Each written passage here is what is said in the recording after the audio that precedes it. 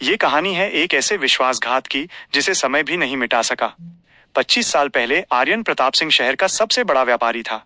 वो जितना अमीर था उतना ही नेक दिल भी। उसका एक बचपन का मित्र था, विक्रम। आर्यन ने विक्रम को अपने भाई की तरह माना और अपने व्यापार में उसे बराबर का साझीदार बनाया। लेकिन विक्रम के मन में केवल ईर्ष्या और लालच भरा था। वो आर्यन की संपत्ति का अकेला मालिक बनना चाहता था। एक तूफानी रात को जब दोनों मित्र पहाड़ी रास्ते से कार में लौट रहे थे, विक्रम ने अपनी खौफनाक योजना को अंजाम दिया। उसने कार के ब्रेक पहले ही खराब कर दिए थे। एक खतरनाक मोड़ पर कार अनियंत्रित होकर खाई के किनारे लटक गई। आर्यन बुरी तरह घायल था। उसने खिड़की से हाथ बाहर निकाला और चिल्लाया, विक्रम भाई, मेरा हाथ पकड़ लो, मैं गिर रहा हूं। विक्रम कार से बाहर सुरक्षित खड़ा था। उसने आर्यन की मदद करने के बजाय एक क्रूर हंसी हंसी और कहा, आर्यन, अब ये सारा साम्राज्य मेरा होगा। विक्रम ने कार को जोर से लात मारी। आर्यन चीखते हुए हजारों फुट नीचे खाई में गिर गया और कार के परखच्चे उड़ गए। विक्रम ने सोचा कि उसका रास्ता अब हमेशा के लिए साफ हो गया।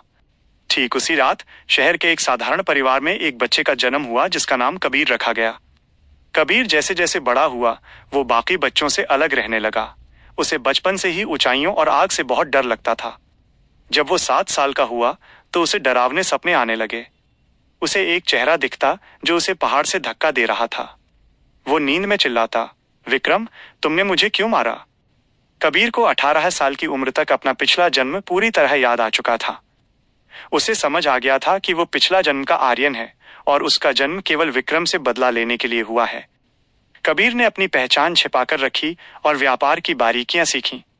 विक्रम अब बहुत बूढ़ा और शक्तिशाली हो चुका था। कबीर ने अपना रूप बदला और एक विदेशी निवेश विशेषज्ञ बनकर विक्रम की कंपनी में काम करना शुरू किया। कबीर की बुद्धि और काम करने का तरीका बिल्कुल आर्यन जैसा था, जिससे विक्रम कभी कभी सोच में पड़ जाता, लेकिन उसे पुनर्जन्म पर विश्वास नहीं था। कबीर ने धीरे धीरे विक्रम का अटूट विश्वास जीत लिया। उसने विक्रम को एक बहुत बड़े प्रोजेक्ट का लालच दिया।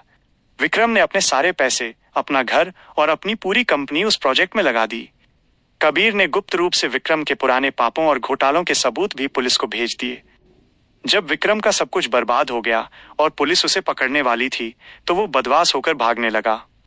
भागते भागते वो अनजाने में उसी पुरानी पहाड़ी पर पहुंच गया जहां उसने आर्यन की हत्या की थी।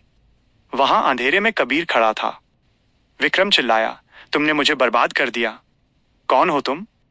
कबीर पास आया और शांत स्वर में बोला, पहचाना नहीं विक्रम? 25 साल पहले तुमने इसी जगह पर अपने मित्र को धक्का दिया था। आज मैंने तुमसे तुम्हारा सब कुछ छीन लिया। विक्रम के पैरों तले जमीन खिसक गई। उसने कांपते हुए पूछा, तुम कौन हो? कबीर ने उसकी आंखों में देखकर कहा, मैं वही आर्यन हूं जिसे तुमने इस खाई में फेंका था। शरीर मर गया था लेकिन मेरी रूह तुम्हारा इंतजार कर रही थी। विक्रम इतना डर गया कि वो पीछे की ओर भागने लगा। घबराहट में उसका पैर फिसला और वो ठीक उसी जगह से नीचे खाई में जा गिरा जहां से उसने आर्यन को फेंका था। विक्रम का अंत भी वैसा ही हुआ जैसा उसने आर्यन का किया था। कबीर को अब शांति मिल गई थी। उसने आर्यन की सारी संपत्ति गरीबों के नाम कर दी और एक नया जीवन शुरू किया। विक्रम की मृत्यु के बाद सबको लगा कि कहानी समाप्त हो गई, लेकिन प्रतिशोध की जड़ें उम्मीद से कहीं ज्यादा गहरी थीं। विक्रम का एक बेटा था, आदित्य, जो विदेश में पढ़ रहा था। पिता की मृत्यु की खबर सुनकर वो वापस आया। उसे पुलिस की बातों पर विश्वास नहीं था। उसे संदेह था कि उसके पिता की बर्बादी और मौत के पीछे कबीर का हाथ है। आदित्य ने कबीर का पीछा करना शुरू किया। वो एक क्रूर और चालाक युवक था। उसने कबीर के अतीत को खंगाला तो उसे कुछ भी नहीं मिला, क्योंकि कबीर का पिछला जन्म एक रहस्य था। आदित्य ने कबीर को खत्म करने के लिए एक योजना बनाई। उसने कबीर को एक पुराने कारखाने में बातचीत के लिए बुलाया। वहां पहुंचते ही आदित्य ने कबीर पर बंदूक तान दी और कहा, तुमने मेरे पिता को मारा है। तुम जो कोई भी हो, आज तुम जीवित नहीं बचोगे। कबीर बिल्कुल नहीं डरा। वो शांत भाव से बोला, आदित्य, तुम्हारे पिता ने जो किया, तुम उसके बारे में कुछ नहीं जानते। उन्होंने एक निर्दोष मित्र की हत्या की थी। आदित्य हंसा और बोला, व्यापार में सब जायज है। मेरे पिता ने जो किया वो उनकी ताकत थी और जो तुमने किया वो तुम्हारा अंत होगा। जैसे ही आदित्य गोली चलाने वाला था, कारखाने की बिजली गुल हो गई। अंधेरे में एक ठंडी हवा चली और आदित्य को किसी के चलने की आवाज सुनाई दी। अचानक कारखाने की दीवारों पर पुरानी तस्वीरें उभरने लगीं, आर्यन और विक्रम की मित्रता की तस्वीरें। फिर एक भयानक दृश्य दिखा। खाई में गिरती हुई कार और विक्रम की वो क्रूर हंसी। आदित्य ये सब देखकर घबरा गया। उसे अपने पिता का असली चेहरा दिखाई दे रहा था। कबीर की आवाज गूंजी, ये केवल मेरा बदला नहीं है आदित्य, ये उस विश्वास का बदला है जिसे तुम्हारे पिता ने कुचला था। अचानक कारखाने में खड़ी एक पुरानी कार अपने आप स्टार्ट हो गई। उसकी हेडलाइट्स की रोशनी सीधे आदित्य की आंखों पर पड़ी। आदित्य डर के मारे पीछे हटा और उसका संतुलन बिगड़ गया। वो एक ऊंचे मचान से नीचे गिर पड़ा। वो मरा नहीं, लेकिन उसके शरीर को लकवा मार गया।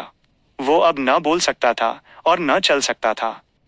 कबीर उसके पास गया और बोला, मृत्यु बहुत आसान सजा होती है आदित्य। असली सजा तो वो है जब इंसान अपनी आंखों के सामने अपना साम्राज्य ढहते देखे और कुछ न कर सके। तुम अब अपने पिता के पापों के गवाह बनकर जीवित रहोगे। कबीर ने कारखाने की चाबियां वहीं फेंकी और बाहर निकल गया। आर्यन की रूह को अब पूर्ण संतुष्टि मिल चुकी थी। उसने न केवल अपना बदला लिया, बल्कि विक्रम की अगली पीढ़ी को भी उनके कर्मों का फल चखा दिया। शहर में अब एक नई सुबह थी। कबीर ने आर्यन के नाम पर बना वो ट्रस्ट अब और बड़ा कर दिया था। उसने वो पुरानी पहाड़ी वाली जगह भी खरीद ली और वहां एक शांति स्मारक बनवाया, ताकि आने वाली पीढ़ियां याद रखें कि धोखा चाहे कितना भी पुराना हो, न्याय का चक्र उसे ढूंढ ही लेता है।